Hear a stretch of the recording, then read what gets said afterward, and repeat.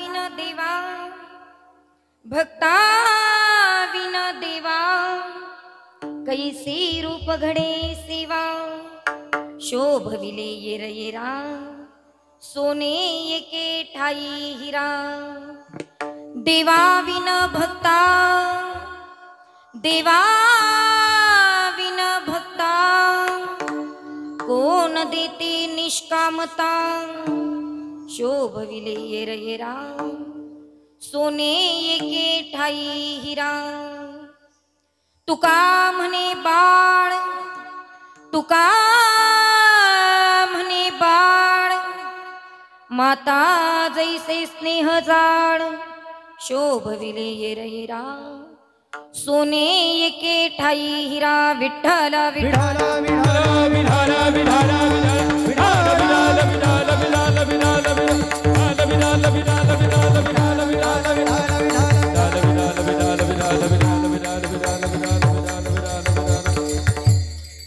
प्रथम नमन करू गणनाथ उमाशंकराची सुधा चरणावरी ठेवणी माथा साष्टांग्यता दंडवत महायोग पीठे तटे भीमरत्या वरम पुंडरीकाय दातुं मुनींद्र समागत्य तिष्ठं तमानंदकंदं परब्रह्मलिंगं भजे पांडुरंग पांडुरंग करू प्रथम नमन पांडुरंग करू प्रथम नमन पांडुरंग करू प्रथम नमन पांडुरंग करू प्रथम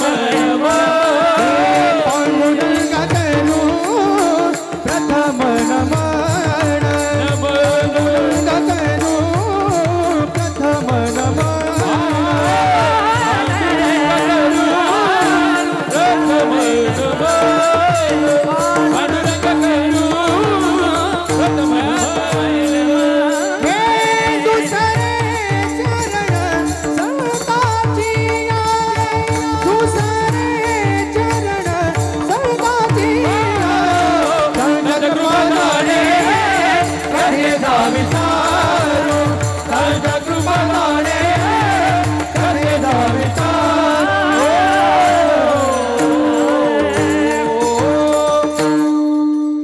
पांडुरंग करू प्रथम नमन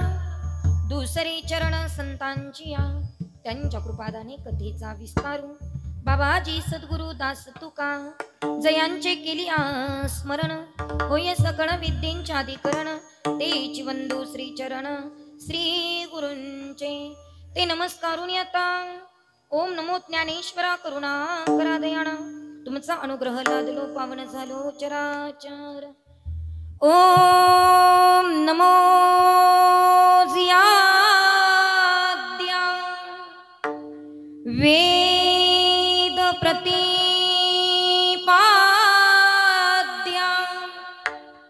जे जे स्वसंवेद्या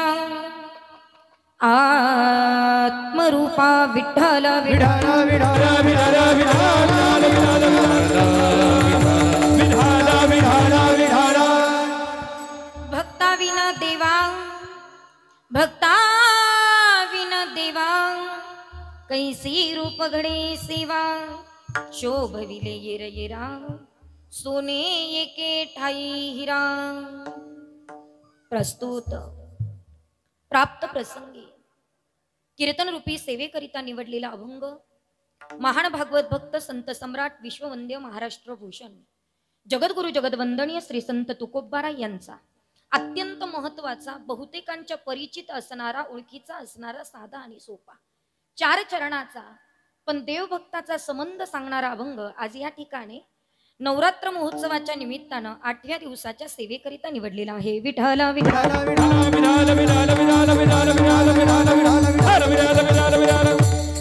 अभंग तुकोबाराय यांचा आहे तुकोबाराय आजच्या या अभंगामध्ये देवभक्ताचा संबंध सांगतायत कारण ज्या भगवंताची आपण सेवा करतो त्याचं आणि आपलं नातं काय आहे ते जर कळालं नाही तर मला वाटतं ती सेवा काही उपयोगाची होणार नाही। आपण सेवा कशासाठी करतो घरातल्या कुटुंबाची सेवा करतो, कारण कुटुंबातलं आणि आपलं काहीतरी नातं होत आहे. मग देवाची सेवा करतो, मग देवाचा आणि आपला संबंध काय आहे तो कळणं फार गरजेचं आहे. म्हणून देवभक्ताचं नातं आपल्याला कळालं पाहिजे. अत्यंत गोड असा असणारा अभंग या ठिकाणी निवडलेला आहे. देवभक्ताचा संबंध तुकोबाराई सांगतात, कारण तुकोबाराईंचा तेवढा अधिकार आहे.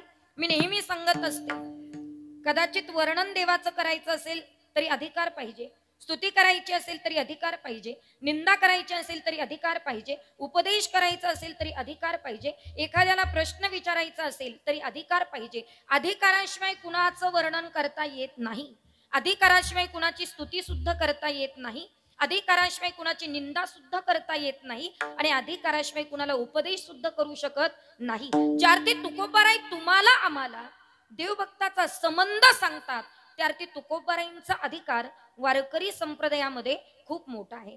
किती मोठा आहे सांगते, जरा ऐका. संप्रदायामध्ये तुकोबाराईंचा अधिकार किती मोठा आहे ऐका. पहिल्या दिवशीपासून तुम्ही सगळे कीर्तनाला येत होते का? हो नाही काहीतरी म्हणा ना. सगळे येत होत्या का?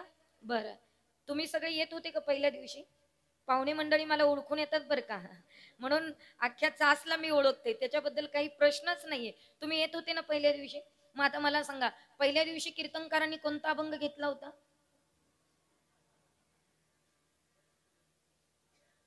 गेलं का डोक्यावरून? बरं जाऊ द्या, टेन्शन घेऊ नका. दुसऱ्या दिवशी कोणता घेतला होता माहित नाही. तिसऱ्या दिवशी कोणता घेतला होता? चौथ्या दिवशी? तुम्ही येत होते नक्की कीर्तनाला? तुमच्या जर काही लक्षातच राहत नाही तर येत कशाला होते तुम्ही? पाचव्या दिवशी कोणता घेतला होता? बरं सहाव्या दिवशी? बरं जाऊ द्या, काल कोणता घेतला होता? बरं जाऊ द्या, तेवढं जरी लक्षात राहिलं तरी बरं झालं महाराज, देवी घेतली होती एवढं माहिती आहे. बरं जाऊ द्या, आज कोणता अभंग आहे? एक लक्षात ठेवा, उद्याच्या कीर्तनकारांनी समजा तुम्हाला प्रश्न विचारलाच, काल ताईंनी कोणता अभंग घेतला होता, समजा अभंग तुम्हाला आठवलाच आणि तुम्ही नुसतं जरी म्हटले ना तुकाराम महाराजांचा घेतला होता, तुमच्या मुखाला माझ्या तुकोबाराईंचं नाव जरी आलं ना तरी यम सुद्धा कापतो. तुकाराम तुकाराम नाम घेता कापे यम, नाम घेता कापे यम, नाम घेता कापे यम, राम तुकाराम नाम घेता कापे यम, नाम घेता कापे यम, नाम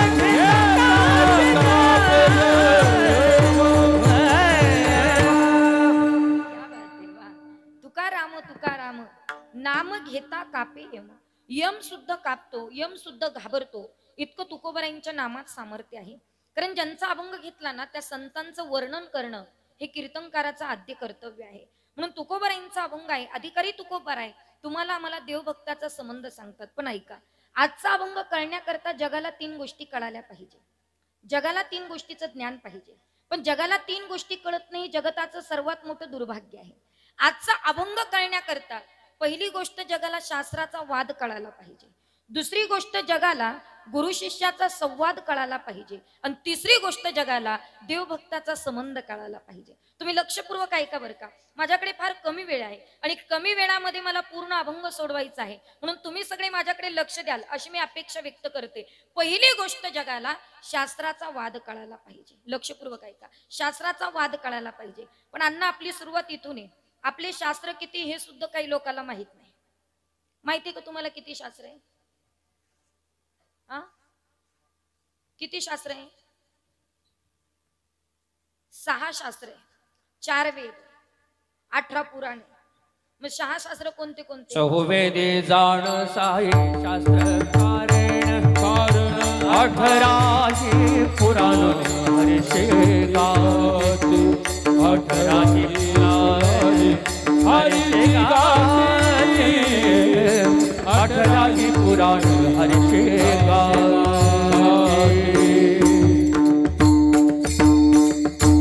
तुम्ही म्हणतात की नाही दररोज चहुवेदी जाणं शाही शास्त्र कारण 18 पुराण हरिसी गाती. महाराज एवढे पुराण आहेत, 6 शास्त्र आहे, योग शास्त्र आहे, न्यायशास्त्र आहे, वैशेषिक शास्त्र आहे, पूर्वमीमांसा शास्त्र आहे, मात्र उत्तर मीमांसा शास्त्र आहे. हे शास्त्राचे प्रकार आहे. 6 शास्त्र आम्हाला कळाले पाहिजे. पण शास्त्र बाजूला ठेवा, वेद बाजूला ठेवा, पुराण बाजूला ठेवा. पण सध्या आम्हाला आमचा महत्वाचा ग्रंथ कोणता आहे हे सुद्धा माहीत नाही माहीत महाराज. आपण जर विचारलं ना हिंदूंचा धर्मग्रंथ कोणता आहे, कोणता आहे हिंदूंचा धर्मग्रंथ? गीता आहे. गीता आहे, आम्हाला माहिती आहे गीता आहे. आपण फक्त ओरडतोय भाऊ गीता से क्या नाता है, गीता हमारी माता है.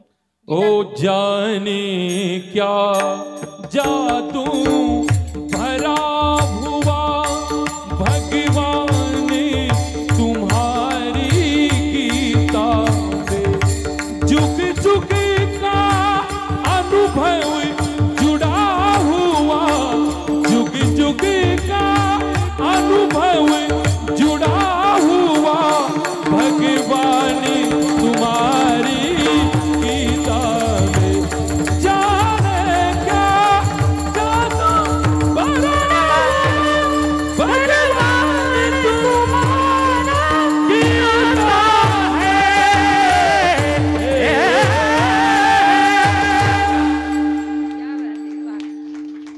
गीतेमध्ये काय महाराज, या सगळ्याचा अर्थ काय? गीतेमध्ये काय? भगवंत आहे. गीतेमध्ये काय आहे? देव आहे. ती गीता आम्हाला कळाली पाहिजे. पण गीता आम्हाला कळत नाही, शास्त्र आम्हाला कळत नाही, पुराण आम्हाला कळत नाही, वेद आम्हाला कळत नाही. मग शास्त्राचा वाद कसा कळेल? शास्त्राचा वाद कसा कळेल? तसे वादाचे महाराज 2 प्रकार आहेत बरं का. एक सामान्य वाद आहे आणि दुसरा शास्त्राचा वाद आहे. सामान्य वाद कशाला म्हणतात ऐका. वादे वादे वद्धते वैरमण्य. ज्या वादातनं वैरत्वच वाढतं त्याला सामान्य वाद म्हणतात. जो जावा जावांमध्ये चालला, जावा जावा कधीच नाही एकत्र यावा म्हणून जावा जावा. तुम्ही बघा ना, जावा जावांमध्ये चालला त्याला सामान्यवाद म्हणतात. भावा भावांमध्ये चालला त्याला सामान्यवाद म्हणतात. आणि सध्या बुवा बुवांमध्ये सुद्धा चालला त्याला सामान्यवाद म्हणतात. ऐका, ते वादाचे प्रकार आहेत महाराज.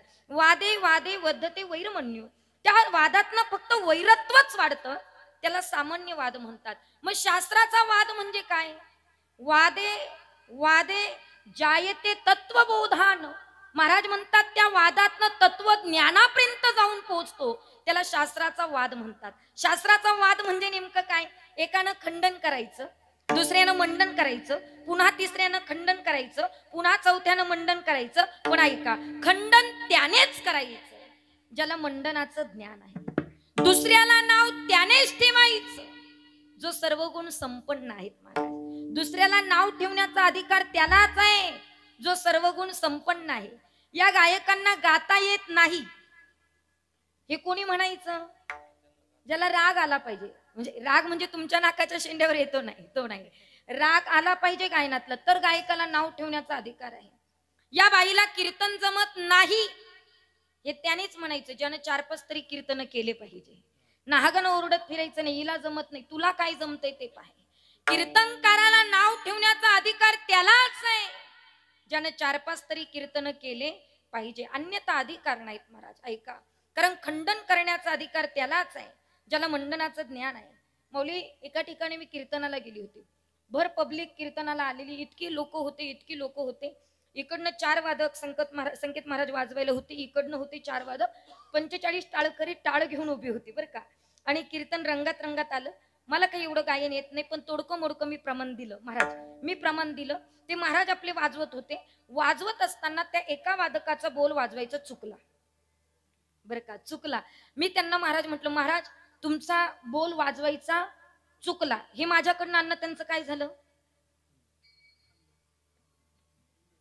तुम्हाला कळतंय ना माझं कीर्तन? हा, काय झालं? त्यांचं खंडन झालं. महाराजांनी एवढी भर पब्लिक पाहिली, सगळ्या लोकांमध्ये पाहिली. ताईने माझा अपमान केला. ते महाराज पखवाज वाजवता उठले. ते म्हटले, ताई एखादा बोल वाजून दाखवतात का? मी म्हटलं, मला कुठं जमत आहे. ते म्हणले, मग तुला जमत नाही तर तू गपचूप कीर्तन कर ना. ऐका, वादकाला नाव ठेवण्याचा अधिकार त्यालाच आहे ज्याला एखादा तरी बोल वाजवता येतो. कीर्तनकाराला नाव ठेवण्याचा अधिकार त्यालाच आहे ज्याने एखादं तरी कीर्तन केलं पाहिजे. लक्षपूर्वक ऐका, खंडन करण्याचा अधिकार त्यालाच आहे ज्याला मंडनाचं ज्ञान आहे. लक्षपूर्वक ऐका, दोघं पती पत्नी होते. महाराज पती थकून आले, दमून आले, पत्नीने सुंदर स्वयंपाक केला, अतिशय छान स्वयंपाक केला. स्वयंपाक झाल्याच्या नंतर पती तिकडनं आले, हातपाय धुतले आणि जेवायला बसले. जेवायला बसल्याच्या नंतर बिचारीनं गरम गरम ताट संकेत महाराज वाढून आणलं. ऐका, वाढून आणल्याच्या नंतर ताट असं मधोमध ठेवलं, लक्षपूर्वक ऐका बरं का. मग ताट मधोमध ठेवलं, त्याला बसायला पाठ ठेवला, त्या पाटावर तो बसला आणि ताटाच्या अगदी समोर ती बसली. येतंय का लक्षात तुमच्या ते कसे बसले असतील? थोडं इमॅजिन करा, कल्पना करा. ऐका, आधी तो बसला, मध्ये ताट ठेवलं आणि ताटाच्या अगदी समोर ती बसली. ती का बसली माहिती का? तिला असं वाटलं अण्णा हे एकदा जरी म्हटलं भाजी फार सुंदर झाली तेवढंच मेलं संसारात सुख, दुसरं आहे तरी काय चवणाचं थानी एरंड्याचं गुराळ काय संसारामध्ये. ती बिचारी अशी मात्र तिथं समोर येऊन बसली. यानं महाराज यानं पहिलाच घास उचलला, तोंडामध्ये टाकला, तोंड असं वाकडं तिकडे केलं महाराजी आणि वाकडं तिकडं करून म्हटलं भाजीला काही चव नाही. तिला वाटलं जाऊ दे, थकून आलेलं दिसतंय, दमून आलेलं दिसतंय, कशाला कटकट करायची. त्यानं पुन्हा परत दुसरा घास उचलला, तोंडामध्ये टाकला, दुसऱ्याही घासाला म्हटलं भाजीला काही चव नाही. तिला माहित होतं हे फार खोडीचं गिराय की कशाला उगाच नादाला लागायचं.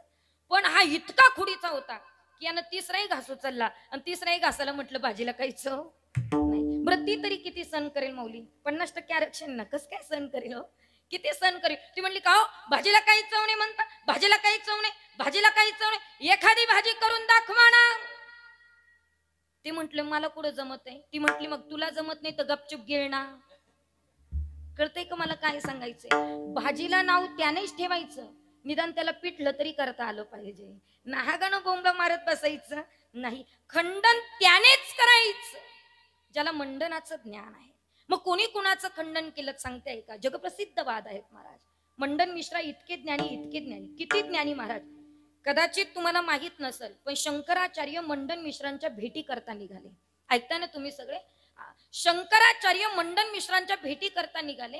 त्या गावात जाऊन पोहोचलेत महाराज आणि त्यांना काही घर माहित नव्हतं म्हणून गावातल्या लोकांना विचारलं मंडन मिश्रा कुठे राहतात. आपण विचारतो की नाही मंडन मिश्रा कुठे राहतो? आणि मग मात्र त्यांनी विचारलं, आपण जसं एखाद्याला विचारलं की या गावात जायचं, या माणसाकडे जायचंय, तेव्हा लोक पत्ता सांगतात. काय सांगतात? उजवीकडून वळा, डावीकडे वळा, डावीकडून पुन्हा उजवीकडे वळा, निंबाऱ्याचं झाड दिसेल त्या झाडाखाली मग ते घर दिस, असं सांगतो की नाही आपण? पण ऐका, मंडन मिश्राचं घर शंकराचार्यांनी विचारलं. शंकराचार्य म्हटलेत मंडन मिश्राचं घर कुठं आहे? तेव्हा त्या गावातल्या लोकांनी सांगितलं, ऐका, ज्या घरावर राघू आणि मैना वेदांताचे प्रमाण देऊन बोलत असेल ते घर मंडन मिश्राचं. ऐकताय ना तुम्ही?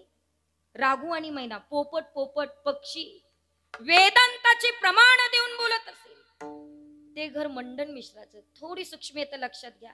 ज्या घरावरचे पक्षी इतके ज्ञानी आहे त्या घरातली माणसं काही कमी ज्ञानी असेल का? शंकराचार्य मंडन मिश्राच्या घरी जाऊन पोहोचले आणि वाद सुरू झालात महाराज दोघांमध्ये. एकानं खंडन करायचं, दुसऱ्यानं मंडन करायचं, पुन्हा खंडन करायचं, पुन्हा मंडन करायचं. तो वाद काही 1-2 दिवसाचा होता का?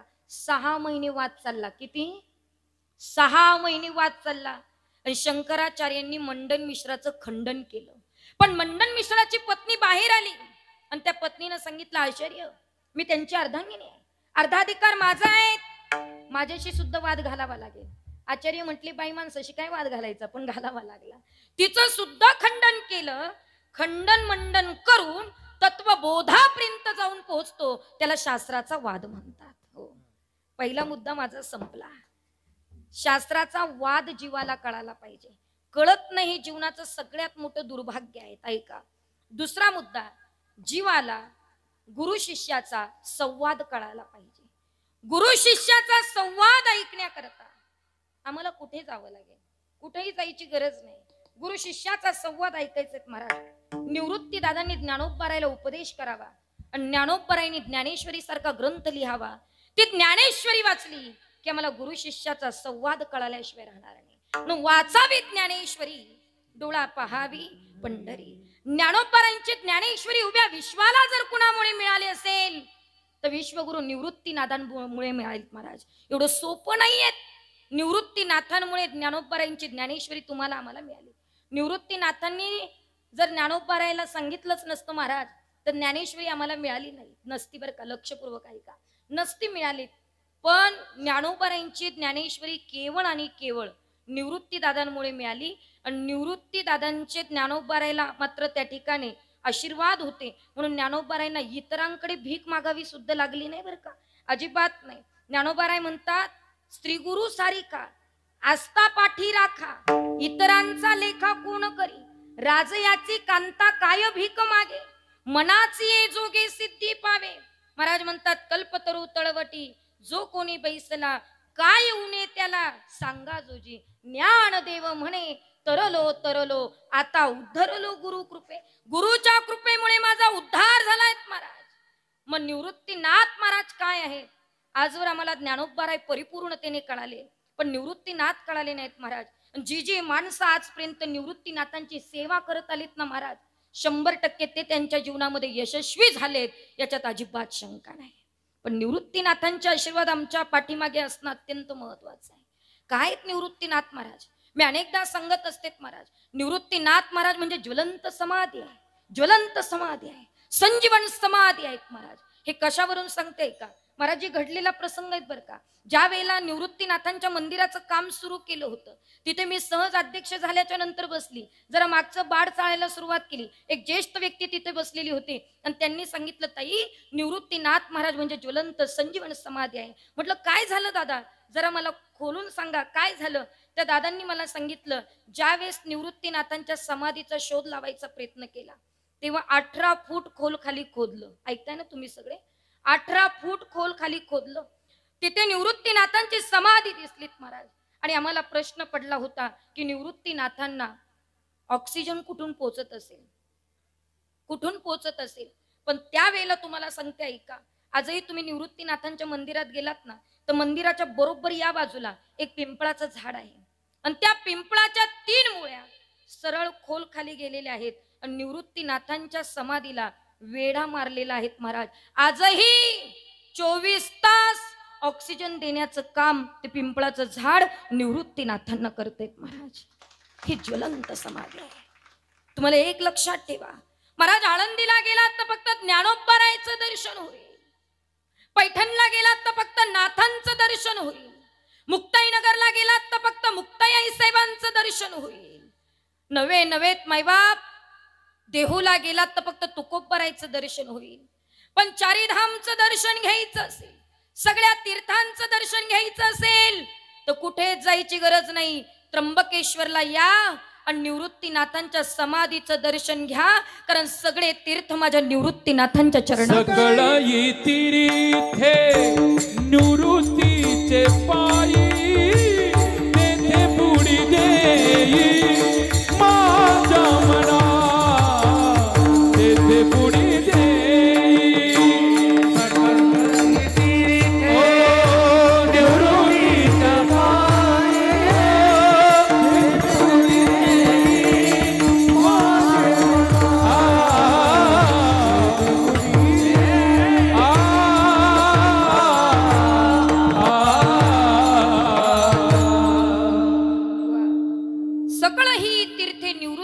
पायी तेथे बुडी देई माझे मन.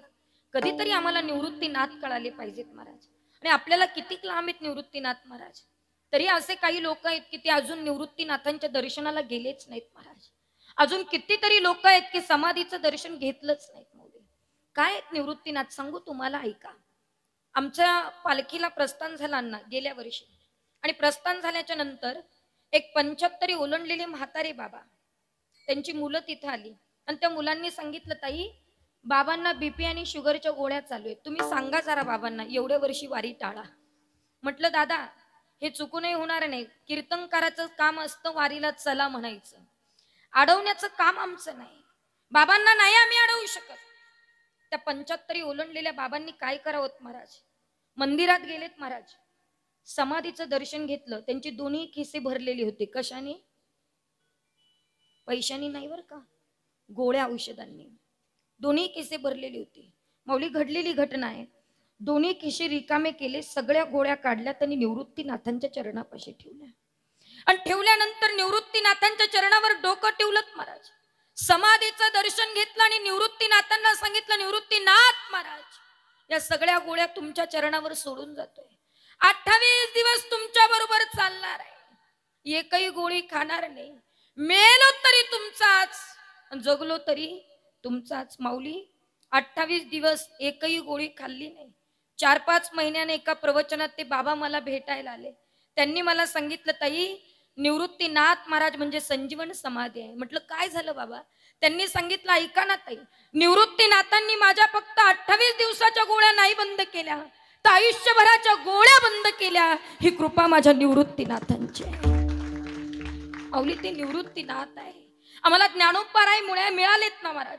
ज्ञानेश्वरी सारखा ग्रंथ मिळाला, याला कारण फक्त निवृत्ती दादा आहेत महाराज. लक्षपूर्वक ऐका. निवृत्तीनाथांमुळे ज्ञानोपाराय मिळाले, ज्ञानोपारायणमुळे ज्ञानेश्वरी सारखा ग्रंथ मिळाला.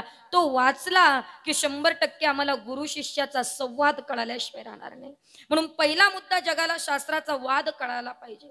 दुसरी गोष्ट, जगाला गुरु शिष्याचा संवाद कळायला पाहिजे. आणि तिसरी गोष्ट, जगाला देवभक्ताचा संबंध कळायला पाहिजे. भक्त आणि देवाचा संबंध काय आहेत महाराज?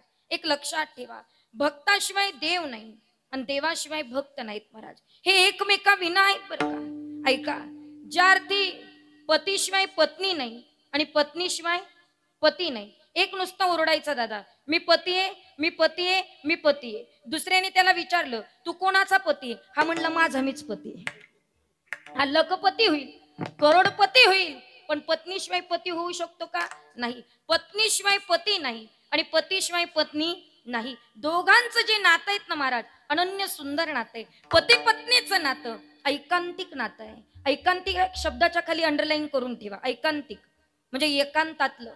पण सध्या दुर्भाग्य आहे, सध्या दुर्भाग्य आहेत महाराज. त्याचा प्रसार आणि प्रचार लोक करतात.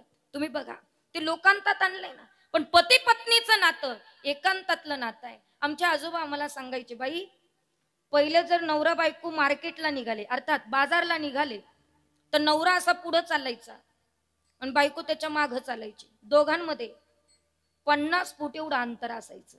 मी अंदाजे सांगितलं बरं का, मी काही पाहिलं नव्हते, पण 50 फूट एवढं अंतर असायचं. ऐका ना, 50 फूट एवढं अंतर असायचं. आणि सध्या आता 2025-26 जर नवरा बायको निघालेच, तेही 2 व्हीलरवर निघालेत, तर ते असे बसतात जणू काही फेविक्विकनी चिटकवलेत. तुम्ही बघा ना, दोघांमधलं अंतर संपलंय महाराज. पहिलं अंतर होतं त्याला कारण आहे, आणि आता अंतर संपलं त्याला कारण आहे. पहिलं अंतर होतं त्याचं कारण काय? त्या पतीला माहित होतं, मी किती पुढे चाललो, 50च काय 100 फूट जरी ती माझ्या पाठीमाग असली तरी ती माझ्याच पाठीमाग येईल, हा विश्वास होता. उशिरा का होईना कळून घेत चला तुम्ही, हा विश्वास होता. पण सध्याचे पती पत्नी, आता हा जर पुढे निघाला आणि ही जर माग असली तर ती कधी कोणाच्या माग पळून जाईल. विश्वास संपला, अंतर संपलं. पती पत्नीचं नातं विश्वासावर अवलंबून आहे. जिथे पती पत्नीच्या नात्याच्या विश्वासाला तडा गेला, त्याचा संसार बुडालात महाराज. म्हणून पती पत्नीचं नातं अलौकिक नातं, पती पत्नीचं नातं ऐकांतिक नातं. पत्नीशिवाय पती नाही, पतीशिवाय पत्नी नाही. कमळाशिवाय पाण्याला शोभा नाही आणि पाण्याशिवाय कमळाला शोभा नाही. बघा, रात्रीशिवाय चंद्राला शोभा नाही आणि चंद्राशिवाय रात्रीला शोभा नाही. हे एकमेकावर अवलंबून आहेत बरं का, एकमेकावर अवलंबून आहे. कमळ पाण्याशिवाय नाही आणि पाण्याशिवाय कमळाला शोभा नाहीत ना महाराज. हे एकमेका विना आहे. रात्रीशिवाय चंद्राला शोभा नाही आणि चंद्राशिवाय रात्रीला शोभा नाही. तुम्ही बघा, पौर्णिमेची रात्र सर्वांना आवडते, आवडते की नाही? सगळ्यांना आवडते, सगळ्यांना. कारण लख प्रकाश देणारा चंद्र निघालेला असतो. अतिशय पौर्णिमेची रात्र मला सगळ्यांना आवडते. पण अमावस्या कुणाला आवडते का हो? एकालाच आवडते फक्त. माग नका पाहू, मी सांगते कोणाला आवडते आहे का. अमावस्या एकालाच आवडते, त्याचं नाव आहे भगत. कारण त्याचा धंदा तेजीत चालतो म्हणून अमावस्या त्याला आवडते. पण पौर्णिमेची रात्र सर्वांना आवडते, कारण चंद्र निघालेला असतो म्हणून ती पौर्णिमा सगळ्यांना आवडते. पण चंद्राशिवाय रात्रीला शोभा नाही आणि रात्रीशिवाय चंद्राला शोभा नाही. पाण्याशिवाय कमळाला शोभा नाही, कमळाशिवाय पाण्याला शोभा नाही. पत्नीशिवाय पतीला शोभा नाही, पतीशिवाय पत्नीला शोभा नाही. हे एकमेका विना आहे. म्हणून चंद्र जिये बिनु देह नदी बिनु बारी, ओ तैसी अनाथी पुरुषी बिन नारी. राम सिया राम, सिया राम.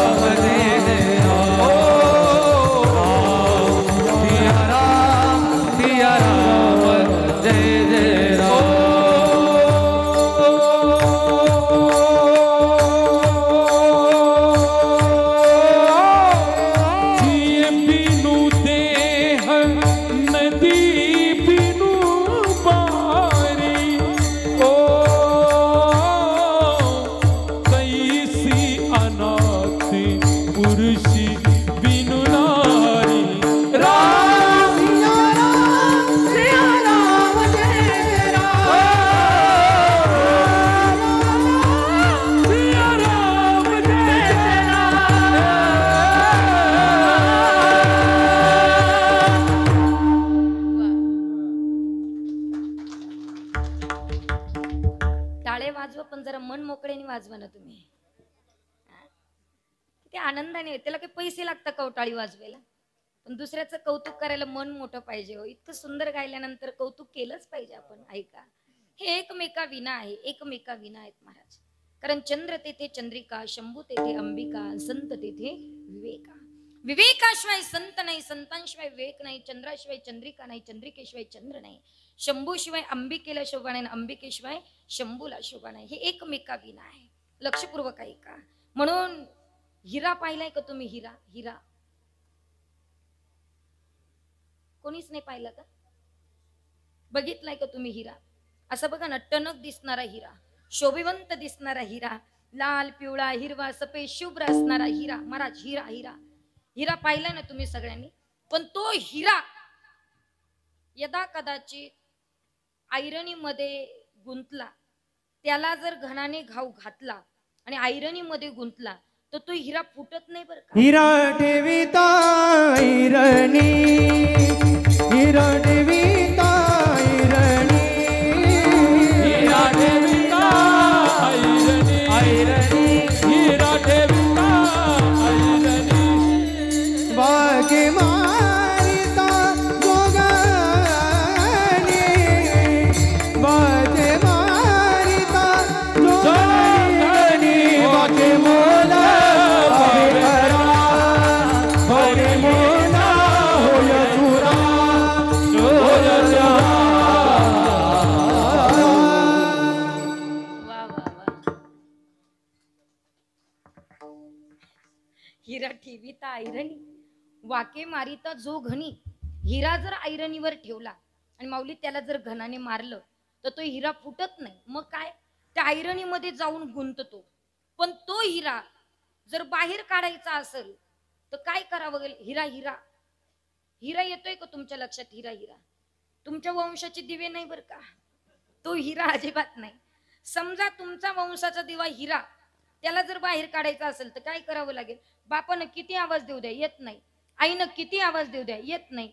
पण त्या हिऱ्यानं एखादी सुंदर मुलगी बाहेर पाहिली की तो सळकण बाहेर निघतो. तसं माऊली ज्ञानोबाराय म्हणतात, हिरा कणी, हिरा हिरा कणी, काढिया तुनी ऐरणी, ऐरणी, काढिया तुनी ऐरणी, हिरा हिरा हिरा कणी, हिरा हिरा हिरा कणी, काढिया तुनी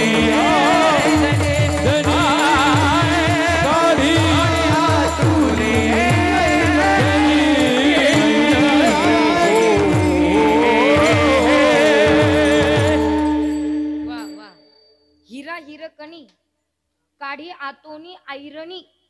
ऐका, त्या हिऱ्यानं नुसती हिरकणी पाहिली का तो हिरा सळकण बाहेर निघतो महाराज. तो हिरा बर का. एकानं काय केलं, सुतळी घेतली. सुतळी, सुतळी माहिती ना तुम्हाला? आपण शेतकरीचे, ज्याला माहित नाही ना ते फॉरेनचा असलं पाहिजे.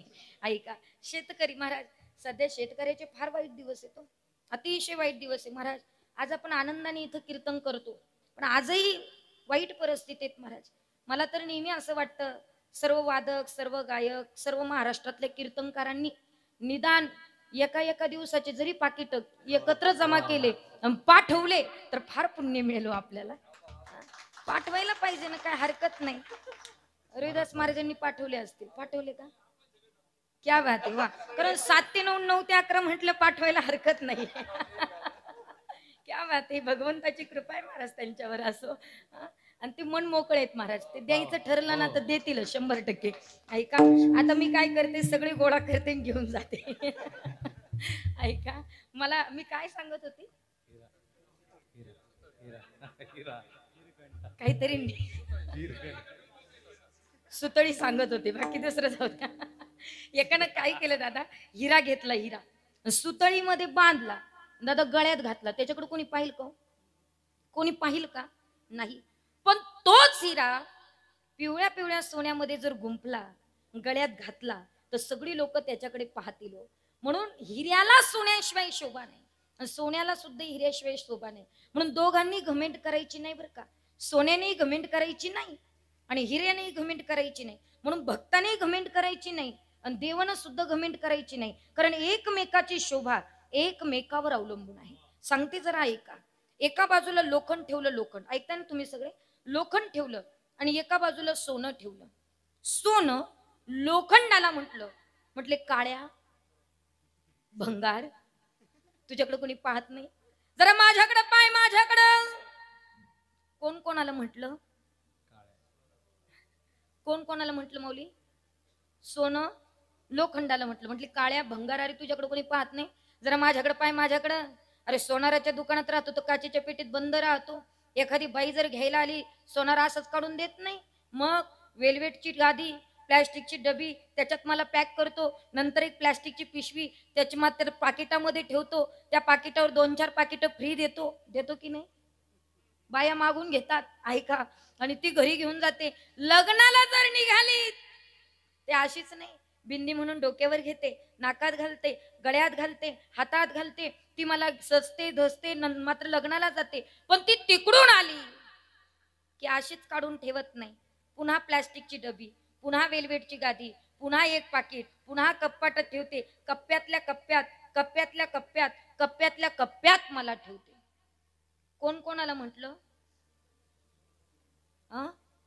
सोनं लोखंडाला म्हटलं. लोखंड म्हटलं आवरलं का तुझं? लोखंड सोन्याला म्हटलं आवरलं का तुझं? म्हटले हो. अरे ऐक, तुला कोणामुळे शोभा आहे? मी आहे म्हणून तुला किंमत आहे. सोनं लोखंडाला म्हटलं काय काय किंमत आहे तुझ्यामुळे मला? आणि मग लोखंड म्हणलं ऐक, वजन काटा कशाचा? हे म्हणलं लोखंडाचा.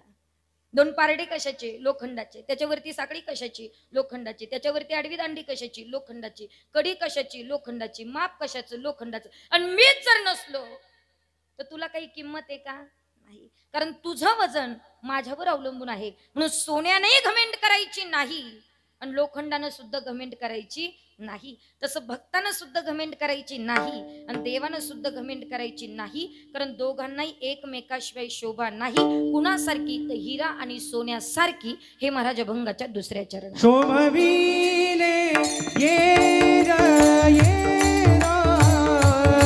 शोभविले येरा येरा, शोभविले येरा येरा, शोभविले येरा येरा, शोभविले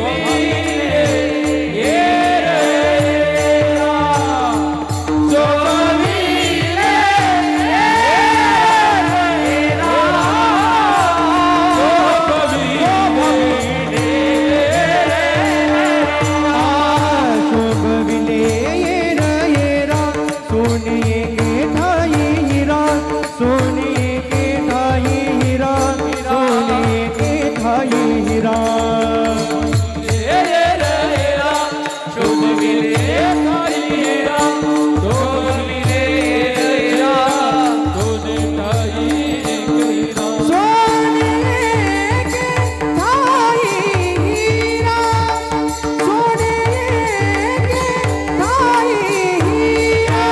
सोने के ठाई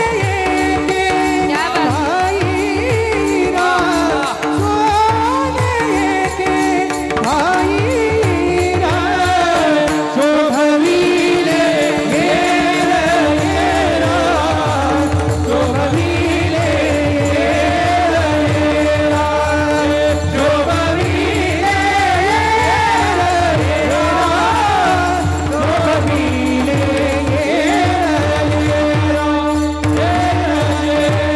शोभविले येरा येरा.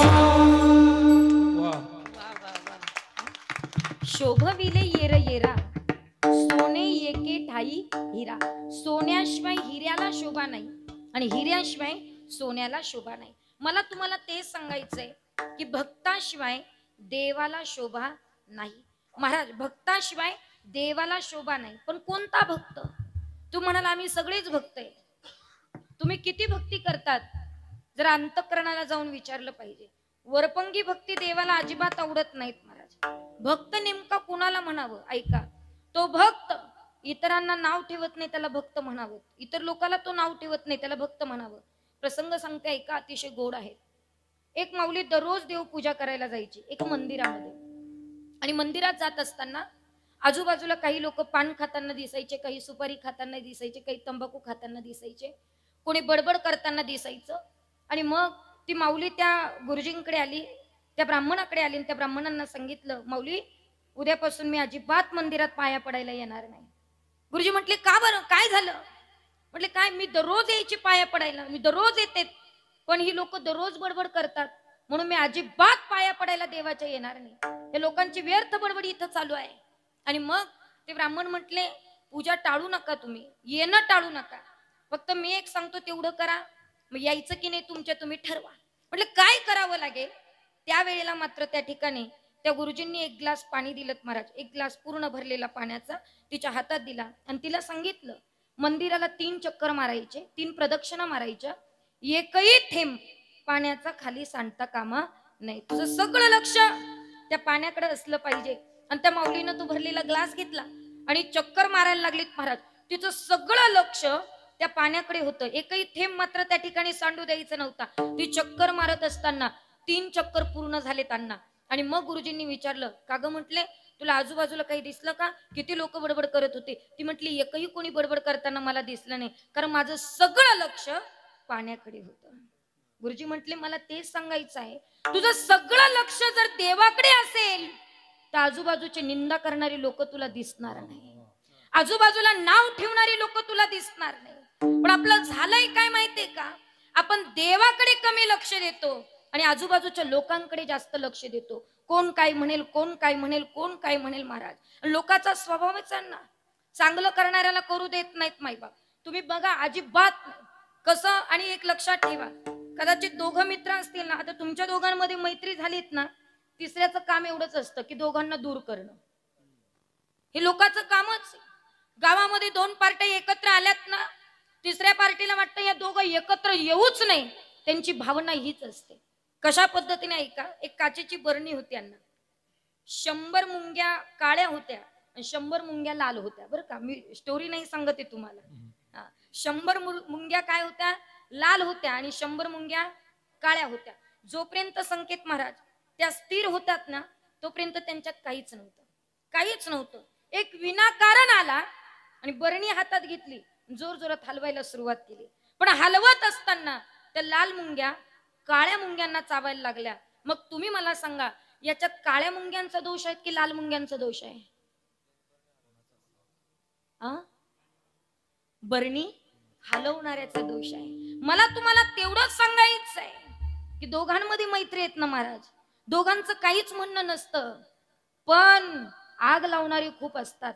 म्हणून भक्तीमध्ये सुद्धा आग लावणारे खूप आहेत. आपण भक्ती करतोय ना, बाकीचे कोण काय म्हणतायत याच्याकडे अजिबात लक्ष द्यायचं नाही. पण स्वतःला सुद्धा भक्त, मी फार मोठा भक्त आहे असं म्हणून घ्यायचं नाही, कारण भक्ताचे काही लक्षण आहेत, त्याच्या जीवनातले काही दोष गेले पाहिजे आणि काही गुण आले पाहिजे, तरच त्याला भक्त म्हणता येतं. मग कोणते दोष जावेत? अहंकार नावाचा दोष त्याच्यातनं गेला पाहिजे आणि नम्रता नावाचा गुण त्याच्याकडे आला पाहिजे. जर तुम्ही स्वतःला भक्त म्हणत असाल आणि किंचितही अहंकार तुम्हाला प्राप्त होत असेल, तर तो अहंकार भगवत सेवा तुम्हाला कदापि करू देऊ शकत नाही. म्हणून नामदेवरायला म्हणावं लागलं की त्याचा वारा सुद्धा लागू देऊ नको. अहंकाराचा वारा न लागू राजसा, माझी या विष्णुदासा भाविकांसी, माझ्या भाविकांना अहंकाराचा वारा सुद्धा लागू देऊ नको. कारण तो जर जवळ आलात ना महाराज, तर आपण वायाला जात असतो. अहंकार आला, तुका म्हणे वाया गेला, अहंकार गेला आणि तुका म्हणे देव झाला. स्वतःला भक्त व्हायचंय ना, त्याच्याकरता तुमचं अंतःकरण सुद्धा शुद्ध करणं अत्यंत महत्वाचं आहे. अंतःकरणामध्ये जर शुद्धता नसेल तर आपण भक्त होऊ शकत नाहीत महाराज. म्हणून भक्त व्हायचं असेल तर चित्त शुद्ध पाहिजे, अंतःकरण निर्मळ पाहिजे, तेव्हा आम्ही भक्त होऊ शकतो, अन्यथा नाही. मग भक्त कसा असावं महाराज? भक्त ऐसे जाणा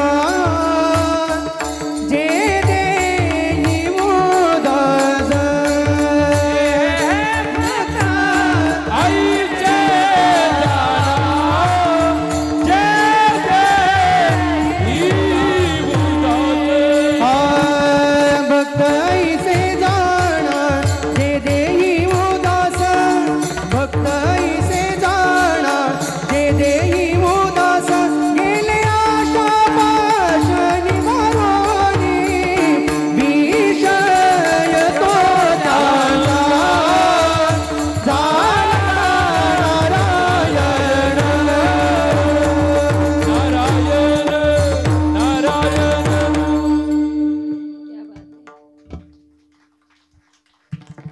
ऐसे जाना जे देही उदास. महाराज म्हणतात गेले आशा पास निवारोणी.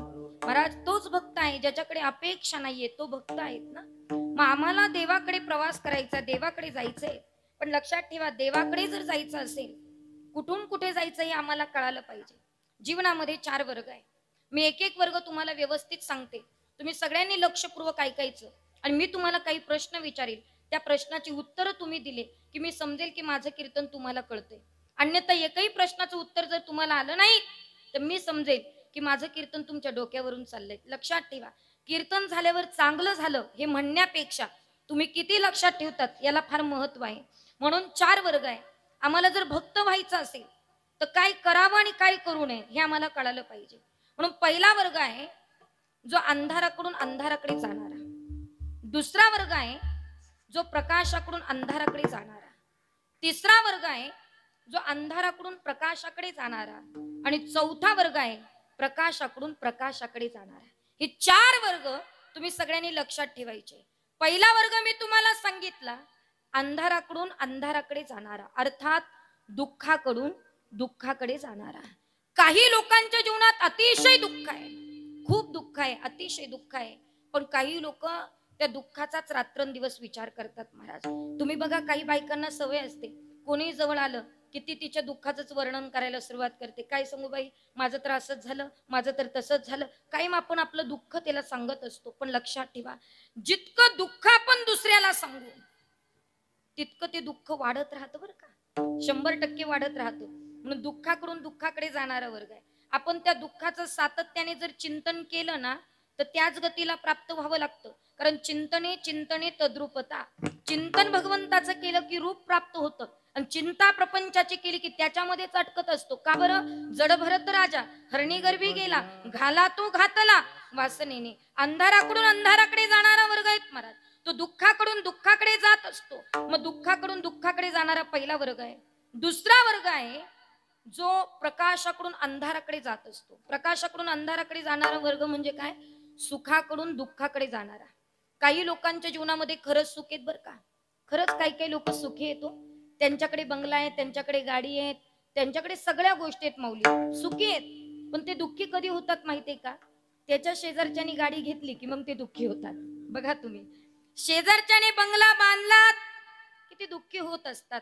म्हणून ते वर्ग जो आहेत ना तो सुखाकडून दुःखाकडे जाणार आहे, सुखाकडून दुःखाकडे जाणारा दुसरा वर्ग. तिसरा वर्ग असा आहे जो अर्थातच अंधाराकडून प्रकाशाकडे जाणारा. म्हणजे काही लोकांच्या जीवनामध्ये दुःख आहेत, दुःख नाही असं नाही, काही लोकांच्या जीवनामध्ये दुःख आहे तरी ते सुखाकडे चालले. कशा पद्धतीने ऐका, काही लोकांच्या गळ्यामध्ये माळ आहे, कपाळाला गंध आहे, सप्ताला वर्गणी देतो, संत भोजनाची पंगत देतो, तरी काही लोकांच्या जीवनात असं वाटतं की ताई एवढं सगळं करू नये, माझ्या जीवनात दुःख का आलं, का बरं आलं? माझ्या तर गळ्यामध्ये माळ आहे, कपाळाला गंध आहे, कधी मी कुणाची वर्गणी चुकवली नाही, तरी माझ्या जीवनात दुःख का आलं? त्याचं कारण आहे महाराज, ते भोग आपल्याला भोगावे लागतात, चुकत नाही.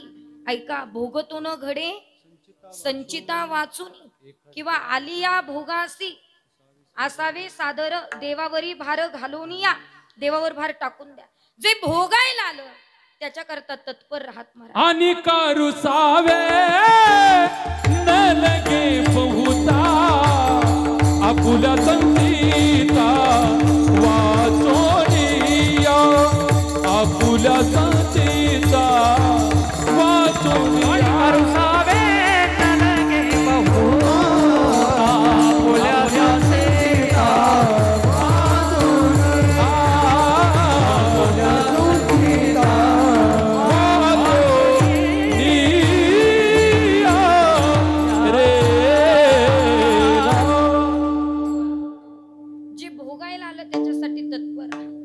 संचितात आहे ते आपल्याला सगळ्यांना भोगावं लागणार आहे, चुकणार नाहीत माऊली.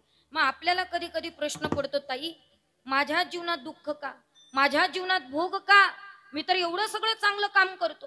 याला कारण आहेत ना महाराज, ते भोग आम्हाला भोगावे लागणार आहे. पण त्या भोगाला जर कमी करायचं असेल, त्याची तीव्रता कमी करायची असेल तर काय करावं लागेल सांगते ऐका. समजा तुम्ही पावसात चाललात, महत्वाचं काम करायचं, पण पाऊस चालू आहे, पण त्या पावसात तुम्हाला जायचंय ते कामा करता, मग पावसापासून संरक्षण व्हावं याच्यासाठी तुम्ही कशाचा वापर करता? छत्रीचा. छत्री काय करते? आपल्याला ओलं होऊ देत नाही. छत्री आपल्याला ओलं होऊ देत नाही. तसंच एक महाराज, तुमच्या जीवनामध्ये खूप दुःख आहे, खूप दुःख आहे, पण ते दुःख कमी करायचं असेल तर नामस्मरणाची छत्री तुमच्या डोक्यावर असेल तर ते दुःख कमी झाल्याशिवाय राहणार नाहीत महाराज. पण नामचिंतनाची छत्री आमच्या डोक्यावर असणं अत्यंत महत्वाचं आहे. म्हणून काहींचा प्रवास दुःखाकडून सुखाकडे चालला आणि शेवटचा वर्ग आहे प्रकाशाकडून प्रकाशाकडे जाणारा, अर्थात सुखाकडून सुखाकडे जाणारा. याच्यात खूप दुर्मिळ लोक आहेत महाराज. तुमचा नंबर लागतो का जरा निरीक्षण करा बघू. तुमचा नंबर लागतो का याच्यात बघा बरं. प्रकाशाकडून प्रकाशाकडे जाणारा वर्ग म्हणजे नेमकं काय?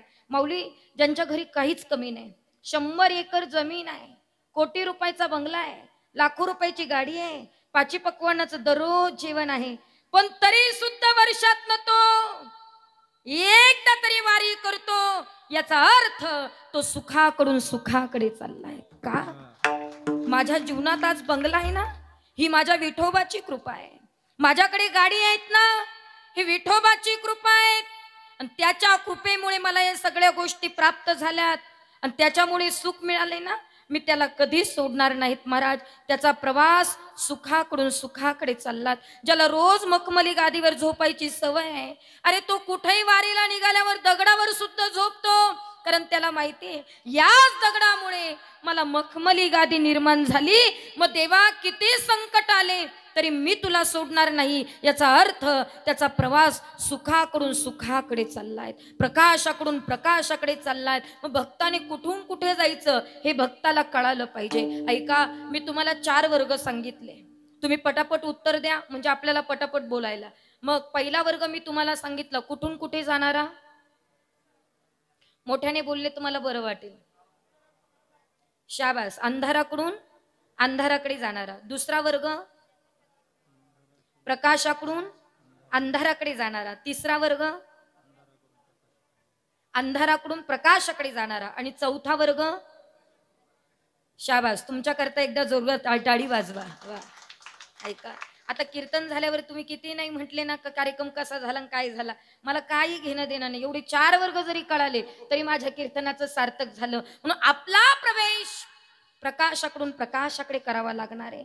आणि आम्ही सुखाकडून सुखाकडे चाललो तरच आम्हाला भक्त म्हणता येईल महाराज. आणि त्याच भक्तामुळे देवाला 2 गोष्टी मिळाल्या, एक रूप आणि दुसरी सेवा. नाही तर तो भगवंत कसा होता हो?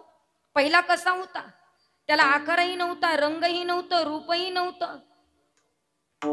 वा. रंग नाही, रूप नाही, नाही वर्ण छाया, निर्गुण निराकार तू चिरघोराया. तो भगवान परमात्मा कसा होता महाराज? निर्गुण होता, निराकार होता, रंगही नव्हतं, रूपही नव्हतं. मग त्याला आकाराला आणावं लागलं आणि याला रूपा बळे, त्याला रूपाला आणावं लागलं ना महाराज. तसंच आहे, जेव्हा जेव्हा त्या भक्ताकडे मात्र सगळी साधना आहेत त्या वेळेला देवाला त्या रूपात आणावं लागलं. तसंच आहेत महाराज. सगळ्या देवांची शक्ती संपत आली, सगळ्या देवांची शक्ती संपली आणि संपल्यानंतर सगळ्या देवांनी ठरवलं या महिषासुराचं मर्दन करण्याकरता फक्त एकीलाच यावं लागेल. मग तिला अवताराला आणण्यासाठी 9 दिवस तपश्चर्या करणारे आपण सगळेच आहोत की नाही? मग ती कशी आहे महाराज? अनादी आहे, अनादी निर्गुण प्रगटली भवानी, अनादी निर्गुण प्रगटली भवानी, अनादि निर्गुण प्रगटली भवानी, अनादि निर्गुण प्रगटली भवानी. मोह महिषासुर मर्दना लागोनी, मोह महिषासुर मर्दना लागोनी.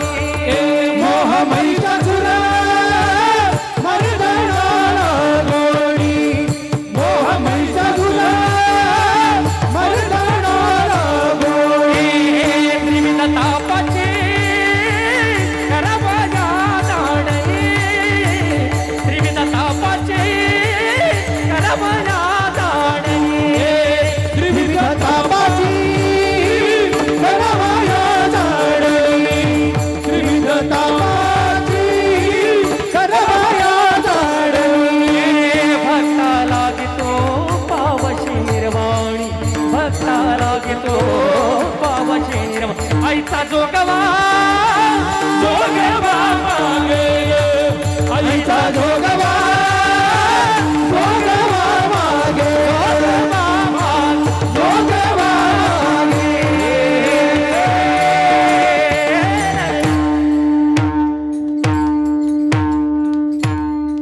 क्या बात आहे, वा वा वा. काय महाराजांनी प्रमाण वेळेत उचललं हो. धन्यवाद दादा. खूप लवकर उचललं, वेळेत उचललं. धन्यकुमार येते आ? धन्यकुमार येते नाव नाव त्यांचं त्यांचं नावच, महाराजांचं नावच धन्यकुमार आहे, म्हणून धन्यवाद दादा. ऐका, फार गोड उचललं. कारण एक सांगू का महाराज, प्रमाण सुद्धा वेळेत उचलायला गायकाचा तेवढा अभ्यास असावा लागतो. कधी कधी काही काही गायकांना फार ढकलावं लागतं. हं. किती विषयावर आणलं तरी ते येतच नाही विषयावर. म्हणून ऐका, त्याच्यासाठी चॅम्पियन असणं फार गरजेचं आहे प्रत्येक गोष्टीमध्ये. इतकं गोड आणि इतकं वेळेत उचललं. किती वेळेत उचललं सांगू का तुम्हाला? ऐका, तुम्ही कधी पार्लेजी बिस्किट खाल्लंय का हो? खाल्लंय का? वा वा वा वा. ऐका, पार्लेजी बिस्किट म्हणून ना खाण्याची एक पद्धत आहे बरं का. पार्लेजी बिस्किट जर चहात बुडवून खायचं असेल ना, तर किती सेकंद बुडवायचं आणि किती सेकंदात तोंडात टाकायचं, हे ज्याला कळालं त्याचं पोट भरलं. कारण सांगू का माऊली, जास्त वेळ बुडवलं ना केशव महाराज, जास्त वेळ बुडवलं तर ते विरघळतं आणि लगेच तोंडात टाकलं का ते कडक राहतं. म्हणून किती सेकंद बुडवायचं आणि किती सेकंदात तोंडात टाकायचं हे ज्याला कळतं त्याचं पोट भरतं. तसंच आहे चालू असलेलं कीर्तन, कीर्तनात आलेला विषय, विषयाला धरून आलेलं प्रमाण किती टपकन उचलायचं आणि किती गोड चाल लावायची हे ज्याला कळतं तो परमार्थात उच्चांक गाठतो महाराज. म्हणून पटकन दिलं, म्हणून धन्यवाद दादा. हा ऐका, अनादि निर्गुण प्रगटली भवानी मोह महिषासुर मर्दना लागुनी. ऐका, ती अनादि होती, निर्गुण होती, पण तिला प्रगट करण्याकरता साधना करावी लागली, चिंतन करावं लागलं. तसंच आहेत महाराज, तो निर्गुण आहे, निराकार आहे, मग त्याला रंगही नाही, रूपही नाही, पण त्याला रूपाला आणलं. त्याचं नाव कोण आहे? भक्त आहे. आणि भक्तच जर नसता तर देवाला काही किंमत असते का? ते कवी सरुनी राहिलासी, ते कवी सरुनी राहिलासी.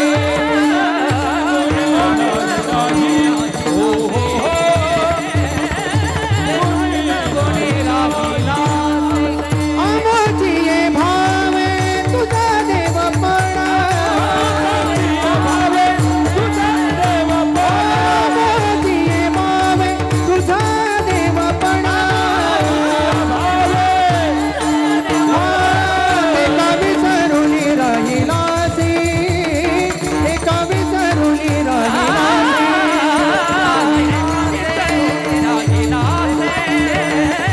ते कवी सरुनी राहिलासी.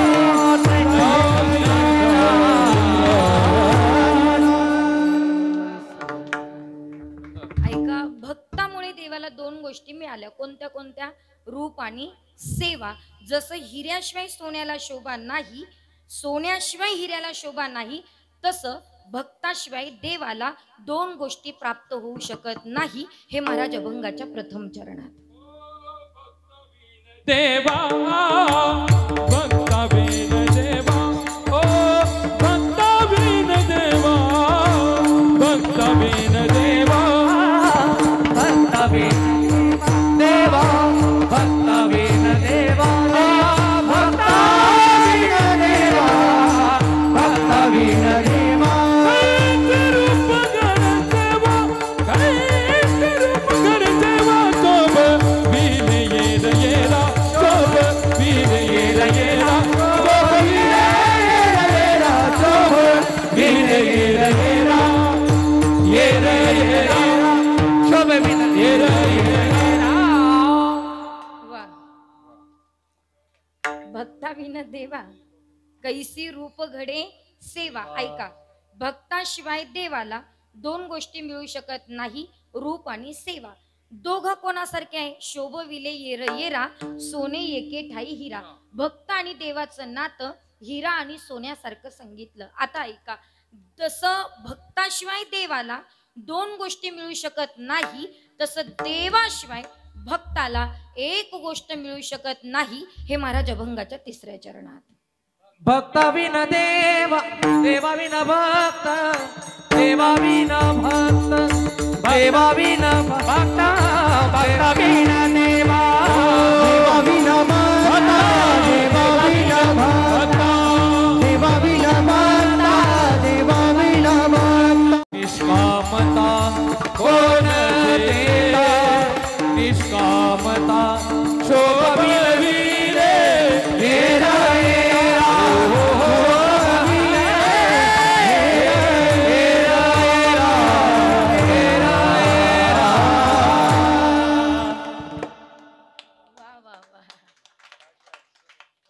देवा विन भक्ता कोण देते निष्कामता. आता ऐका बरं का, भक्ताशिवाय देवाला दोन गोष्टी मिळू शकत नाही, रूप आणि सेवा. भक्ताचं आणि देवाचं नातं हिरा आणि सोन्यासारखं आहे, आणि देवाशिवाय भक्ताला एक गोष्ट मिळू शकत नाही, त्याचं नाव आहे निष्कामता. पण देव भक्ताचं जे नातं आहे ते अनन्य सुंदर आहे. देव भक्ताचं नातं म्हणजे आई मुलाच्या नात्याप्रमाणे आहेत महाराज. आई मुलाचं नातं अनन्य सुंदर आहे, अतिशय गोड आहे. त्या आई मुलाच्या नात्यासारखं दुसरं नातंच नाहीत महाराज. ती आई त्या मुलावर किती प्रेम करते, किती प्रेम करते तुम्ही बघा. त्या प्रेमाला पारावरच नाही म्हणून आई शब्द वापरलाय की नाही, लक्षपूर्वक ऐका. कधी कधी विठोबाला सुद्धा विठाई म्हणावं लागलं, कृष्णाला सुद्धा कृष्णाई म्हणावं लागलं. कधी कधी आम्हाला माहित आहे की विठोबा म्हटलं तर लवकर येणार नाही, पण विठाई म्हटलं की आल्याशिवाय राहणार नाही. महाराज म्हणतात, एग एग विठाबाई माझे पंढरीचे आई. हे विठाबाई तुला यावं लागेल. ऐका, कशासाठी यावं लागेल? मग माझ्या जीवनातलं दुःख हरण करण्याकरता तुला यावं लागेल. तुम्ही बघा, जेव्हा जेव्हा दुःख आलं ना जीवनामध्ये, जेव्हा जेव्हा दुःख आलं तेव्हा तेव्हा वडिलांना नाही बोलवलं, कोणी नाही बोलवलं. असं म्हणता आलं असतं, धाव घाली बापा, पण नाही म्हटलं. काय म्हटलं? धाव घाली आई. धाव खाली आई आता पहातेच गाई, हा धाव घाली आई आता पहातीच गाई, धाव खाली आई आता पहातेच गाई, धाव घाली आई आता पहाते गाई. धीर नाही माझे पोटी झालो वियोग पोटी, धीर नाही माझे पोटी झालो वियोग. धाव खाली आई आता पहातेच गाई, धाव खाली आई आता पहातेच गाई, धाव घाली आई आता पहातेच गाई, धाव घाली आई आता पहातेच गाई, पहातेच आता पहातेच गाई.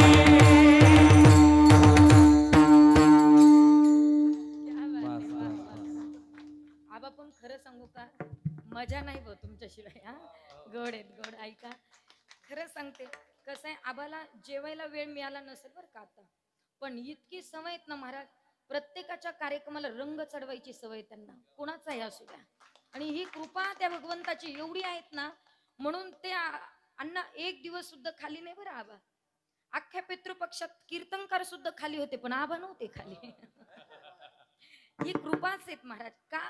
कारण असलेली कला लपवून ठेवायची नसते, ती दाखवायची असते. आणि जी लोक असलेली कला दाखवतात ना महाराज, तळमळीने गातात, तळमळीने वाजवतात, त्याला परमेश्वर कधी काही कमी करत नाही, अजिबात नाही. म्हणून ऐका, ते आता खूप थकले असतील बरं का, तिथं सुद्धा ते काही गप्प बसत नाही. आता मी तिथं करून आलेत म्हटलं, मला माहिती तिथं काय आहे, पण तिथंही थकून आलेत. आणि इथं सुद्धा त्यांना अजिबात वाटत असेल की इकडून देता का तिकडून देता, नाही कोणी तर हम जिंदाबाद आहे. म्हणून धाव घाली आई आता पहातेच काही. तिला आई म्हणावं लागलं की नाही, तिला आई म्हणावं लागलं का? कारण माहितीये का तुम्हाला, लेकरू जर अण्णा रडायला लागलं ना, बापाला आवाज देत नाही, ते आईला आवाज देतं. ते बाप शेजारी राहतं तरी बापाकडे पाहत नाही. मग मात्र त्या बापाला किती आवाज देऊ द्या, बाबा या नो, बाबा म्हणतात थांब रे येतो रे, थांब रे येतो रे. पण जास्त पोरग खिजलं की आईच्या हातात कोणतंही काम असू द्या, ते काम सोडते, धावत पळत जाते. म्हणून तिला आई म्हटलंय महाराज. आई मुलाचं नातं अनन्य सुंदर नातं आहे. आई सारखं प्रेम या जगात नाही आमच्यावर कोणी करू शकत. महिला मंडळ, मला एक प्रश्न एका बाईने विचारला होता की ताई आम्हाला सांगा हो, सासर आणि माहेर मध्ये काय फरक आहे? सासर आणि माहेर मध्ये काय फरक आहे? त्यावर मला अण्णा उत्तर द्यावं वाटलं की माहेर म्हणजे स्वातंत्र्य आहे आणि सासर म्हणजे पारतंत्र्य आहे.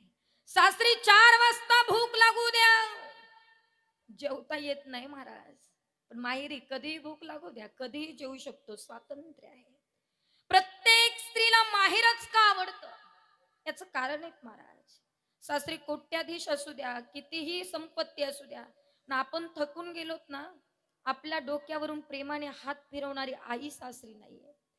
पण माहेरी कुडाचं झोपडं असू द्या, माहेरची परिस्थिती नाजूक असू द्या, पण तुम्ही थकून गेलात ना, तुमच्या डोक्यावरून प्रेमाने हात फिरवणारी आई तिथे आहे. ती किती म्हातारी असू द्यात महाराज, पण मुलगी आलीत ना, तिला म्हणत असते, बाई सगळे काम बाजूला ठेव, थकली ना, आता सगळं मी करते, तू फक्त आराम कर. हे म्हणणार ना, तर फक्त मातृत्वाचं आहे महाराज. ही फक्त आईच बोलू शकते हो. म्हणून आई मुलाचं नातं अनन्य सुंदर आहे. म्हणून जीवनामध्ये मातृत्वाचं नातं आम्हाला कळालं पाहिजे. आणि तो भगवान परमात्मा आमच्यासाठी आई आहे. तो आई म्हणूनच काळजी घेतो ना माऊली, आपल्या सगळ्यांची किती काळजी घेतो तो. तुम्ही पंढरपूरच्या वारीला जाऊन पहा महाराज, किती काळजी आहे पांडुरंगाला आमची. तुम्ही बघा, तिथपर्यंत चालत चालत चालत चालत जा महाराज. तुम्ही रिटायर झाले ना, तुम्हाला कोणी लवकर जेवण विचारणार नाही. पण हौशे असू द्या, नवशे असू द्या, गौशे असू द्या, सगळे पंढरपूरला चालत महाराज. जो पहिल्यांदा आला तोही चला, आणि जो 2-4 वर्षापासून चालतो तोही चला आमच्या बरोबर. सगळे चलात महाराज. ज्याच्या देवावर भाव नाही, तो जरी उपाशी असला ना, ज्यांच्याशी रक्ताचं नातं नाही, ते सुद्धा आमच्या मनगटाला धरतात आणि म्हणतात, माऊली 2 घास खाऊन घ्यावं, ही कृपा माझ्या पांडुरंगाची आहे. आई सारखं देव आमच्यावर प्रेम करतो महाराज. किती प्रेम करतो सांगू तुम्हाला. मजल दर मजल करत करत त्याच्यापर्यंत जातो महाराज. त्या पांडुरंगाच्या मंदिराचा कळस पाहतो, दर्शन घेतो, आणि तिथून निघण्याची वेळ येते महाराज. महिनाभर त्याच्याकरता चालतो, पण तिथून निघताना डोळे पाण्यानं पाणवतात का, आता माझ्या पांडुरंगाची भेट झाली. मग मात्र तो तिथून निघताना मागे पहा, पुढे पहा, मागे पहा, पुढे पहा. त्याची अवस्था एका सासरल्या जाणाऱ्या कन्येसारखी होते. कन्या सासू राशी जाये,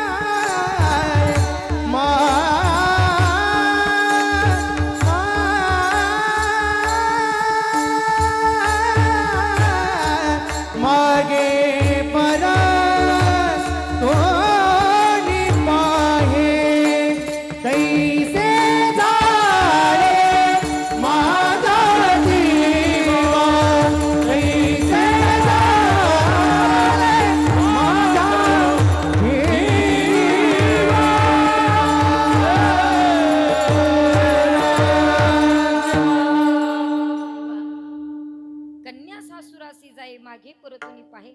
ती मागे पहा, पुढे पहा, तशीच अवस्था आपली होत असते महाराज. तो पांडुरंग भगवान परमात्मा आपल्यासाठी आई आहेत, आणि त्या आईकडे बघितलं की निघाऊ वाटत नाहीत महाराज. मग भगवंताचं आपलं जे नातं आहे ते आई मुलाच्या नात्यासारखं आहे. पण ते नातं कळण्याकरता जीवनामध्ये कर्म चांगले करा, आणि कर्म जर चांगले करायचे असेल तर पहिली गोष्ट मातृत्व आणि पितृत्व चांगलं सांभाळा. एक लक्षात ठेवा, तुम्ही किती कीर्तन ऐकतात, किती प्रवचन ऐकतात, किती गळ्यात माळी आहे, कपाळाला केवढा मोठा गंध आहे, पंढरपूरची वारी करतोय का, त्र्यंबकेश्वरला जातोय का, याच्यापेक्षा सुद्धा महत्वाचं तुम्ही मरेपर्यंत आईबाप सांभाळतात का, याला सगळ्यात जास्त महत्व आहे बरं. तुम्ही इकडे किती परमार्थ करा आणि घरातल्या आईबापाला नीट सांभाळत नसाल तर तुमच्या परमार्थाला शून्य मात्र अर्थ आहे. म्हणून जिवंतपणे मातृत्व आणि पितृत्व सांभाळलं पाहिजे. कर्म चांगलं करायचंय, धर्माचं पालन करा, आणि धर्माचं जर पालन करायचं असेल मायबाप तर आपल्या आजूबाजूला जरी कोणी धर्मांतर करत असेल तर त्याच्याकडे लक्ष देणं सध्या काळाची गरज आहे. कितीतरी लोक आम्हाला म्हणतात, ताई की तुम्ही धर्मावर बोलतात, नेमकं तुम्ही कोणत्या पक्षाचे आहात? आम्हाला काहीच घेणं नाहीत, काहीच घेणं नाहीत कोणत्या पक्षाशी. पण एक लक्षात ठेवा, सध्या धर्माचं पालन होणं काळाची गरज आहे. तुम्ही विचार करण्यासारखी गोष्ट आहेत महाराज. मी रोज बोलते. नवे नवे काही काही लोक मला म्हणतात, ताई तुम्ही RSS मध्ये गेलात का? ताई तुम्ही नेमकं काय करतात आम्हाला कळत नाही. पण माझं म्हणणं आहे महाराज, महाराष्ट्रातल्या कीर्तनकारांनी केवळ निदान 15 मिनिट तरी धर्मासाठी दिले पाहिजे असं मला वाटतंय. कारण सध्या धर्म टिकलात तर हा मंडप पाहायला मिळेल महाराज. धर्म टिकलात तर मंदिराचे कळस पाहायला मिळतील. आणि धर्मच टिकला नाही तर या सगळ्या गोष्टीचा काहीच उपयोग होणार नाही. म्हणून धर्माचं पालन केलं पाहिजे. पण धर्मांतरण वाढत चाललंय महाराज. तुम्ही विचार करण्यासारखी गोष्ट आहे. कितीतरी आदिवासी पट्ट्यांमध्ये गेलात तर 1 आणि 2 लाखाला धर्म विकला जातोय. नाना मी खोटं नाही सांगत. मी महिन्यातनं एक कार्यक्रम पेठ सुरगाणा तिकडं करत असते. आणि कार्यक्रम करते म्हणजे तिकडे लई पाकिट देतात असं काही नाहीत माऊली. सगळे गरीब आहेत, ते आदिवासी पट्टा आहेत. पण कार्यक्रम करण्यामागे माझा एकच उद्देश आहे. कारण तिथं जर कार्यक्रम केले नाही तर दर महिन्याला 20 ते 25 लोक धर्मांतर करतात. म्हणून हे कोणी सांगितलं पाहिजे, आपण आपल्या धर्मासाठी जागा राहणं काळाची गरज आहे. पण काय झालंय माहितीये का, या राजकारण्याने तुमच्या आमच्यामध्ये सगळं जातीपातीच्या वाटण्या केल्यात, जातीपातीत मतभेद केलेत. म्हणून आपण धर्माच्या खाली नाहीत महाराज. माझं म्हणणं एवढंच आहे, जातीपातीच्या वाटण्या करण्यापेक्षा आपण सगळे हिंदू आहोत एवढंच आपल्या डोक्यात बसलं पाहिजे. दादा किती लव जिहादचे प्रकरण वाढत चाललेत महाराज. एक पोलीस स्टेशनला जाऊन पहा किती लव जिहादचे प्रकरण आहेत. माता माऊल्यांना माझी विनंती आहे, आपली मुलगी आपली काय शिकवतोय, कुठे कुठे शिकायला जाते, तिच्याकडे लक्ष ठेवणं काळाची गरज आहे. अण्णा मला कधी कधी असं वाटतं, जुनी माणसं जी करायची ना ते बरोबर होतं महाराज. जुनी माणसं म्हणायची तरुण पोरगी घरामध्ये 7च्या आत पाहिजे. आणि खरंच महाराज ते चांगलं होतं. आज 9-10 वाजता क्लास आहेत मुलीचे, ती क्लासला जातात की कुठे जातं हे आई बापाला सुद्धा कळत नाही. विचार करण्यासारखी गोष्ट आहे. कितीतरी प्रकरणांमधून आम्ही वाचवलेत महाराज. कितीतरी मुलींना आम्ही त्या लव जिहाद मधून बाहेर काढलेत. रोजचं आमचं तेच चाललेत महाराज. 4-4, 5-5 मुली बाहेर काढायच्या त्या लव जिहाद मध्ये. एवढ्या अटकलेत आपल्या मुली, फसल्यात महाराज. अण्णा एकाच घरामध्ये आई लव जिहाद मध्ये अटकली. त्याच आईची 16 वर्षाची एक मुलगी आणि 18 वर्षाची एक मुलगी महाराज, तिन्ही बायका त्या लव जिहाद मध्ये अडकल्यात. आणि ज्या माणसाने फसवलेत त्या माणसाने आतापर्यंत 70 हिंदूंच्या पोरींना फसवलेत. आता कुठे नेऊन ठेवायचा आपण हा धर्म? म्हणून माझी कळकळीची तुम्हाला विनंती आहे, आपण आपल्या धर्माच्या पाठीमागे जागं राहिलं पाहिजे. आपली मुलगी रात्री 2 वाजता कोणाशी बोलते, काय करते, तिच्याकडे लक्ष देणं काळाची गरज. 2-2 वाजता मुली ऑनलाईन दिसतात महाराज, काहीच कळत नाहीत. म्हणून आपल्या पोरांकडे मुलींकडे लक्ष द्या. एक लक्षात ठेवा महाराज, त्या मुस्लिमांचं जर एवढंसं पोरग गोल टोपी घालून घराच्या बाहेर पडत असेल नमाज पठण करण्याकरता, तर मला नेहमी असं वाटतं आपल्या हिंदूंच्या छोट्या छोट्या पोरांच्या कपाळाला निदान टिळा तरी असला पाहिजे. हे आमच्या धर्माचं लक्षण आहे दादा. आमची पोरं इथं उभी राहिली पाहिजे. केवढे गोड वाटतं त्यांना ही पोरं इथं उभी आहे. आज ठीक आहे टाळ चुकत असतील, पण हे इथं उभी राहणं आज काळाची गरज आहे. म्हणून धन्य माता पिता तयाचे, त्यांच्या माता पिताला धन्यता आहेत महाराज. म्हणून आपल्या पोरांवर सुसंस्कार होणं आता काळाची गरज आहे. म्हणून धर्माचं पालन करा, कर्म चांगलं करायचं, आई वडिलांची सेवा करा, मुलांवर चांगले सुसंस्कार करा, संस्कृतीची जोपासना करा. आयुष्य फार सुंदर आहे. आणि भगवंताचं आणि आपलं नातं जर समजून घ्यायचं असेल तर ते आई मुलाच्या नात्यासारखं आहेत. हे महाराज अभंगाच्या शेवटच्या चरणात. तू कमणी बाळ, तू कमणी बाळ, तू कमणी बाळ, तू कमणी बाळ, तुका म्हणे बाळ, तुका म्हणे बाळ, म्हणे बाळ, तुका तू कमणी बाळ, तू कमणी बाळ, माता जैसे स्नेह जाळ. तू कमणी बाळ, तू कमणी बाळ, माता जैसे स्नेह जाळ. माता जैसे,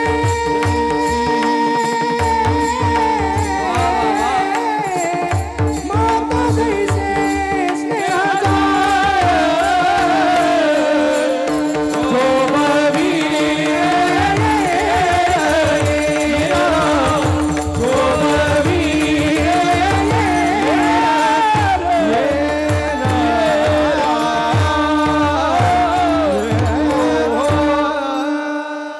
तुका म्हणे बाळ, माता जैसी स्नेह जाळ. ऐका, भक्त आणि देवाचं नातं हिरा आणि सोन्यासारखं आहे.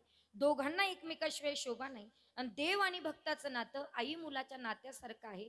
पण देवाचं आणि आपलं नातं जर कळून घ्यायचं असेल तर फार काही करायची गरज नाही. एकदा हाताने टाळी वाजवा आणि मुखाने भजन म्हणा. विठोबा रघुमाई हो रघुमाई विठोबा रघुमाई